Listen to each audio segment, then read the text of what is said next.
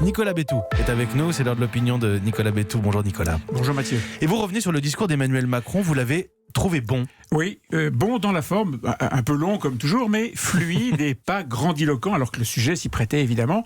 Je trouve même que c'était sa meilleure prestation télé depuis le début du quinquennat. Et sur le fond, il a appelé à la mobilisation générale. Voilà, à faire bloc, à tenir ensemble, à être une France unie, tout ça ce sont des citations évidemment. Je ne sais pas si c'est une malédiction ou un signe du destin, mais les deux prédécesseurs d'Emmanuel Macron ont eu à affronter à un moment de leur quinquennat une crise absolue. La crise de 2008 pour Nicolas Sarkozy et puis les attentats évidemment pour François Hollande.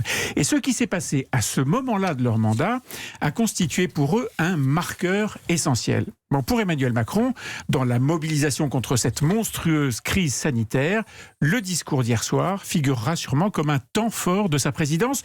Ce qu'il avait à faire était d'ailleurs assez difficile, comme toujours dans ce qu'on appelle la communication de crise.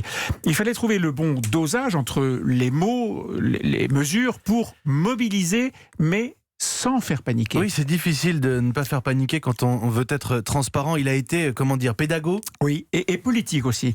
Pédago en expliquant pourquoi il fallait protéger et confiner les plus fragiles, pourquoi il fallait accepter des sacrifices et fermer les écoles et les crèches.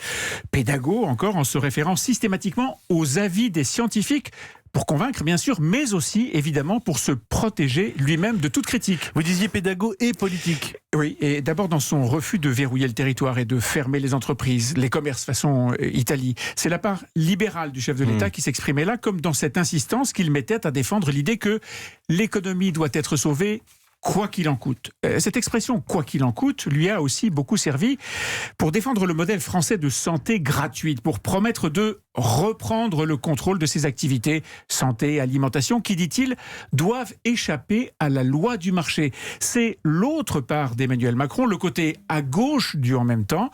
Je vous le disais, ce discours restera comme un marqueur essentiel parce qu'il exprime en creux ce que le chef de l'État veut faire de la suite de son quinquennat.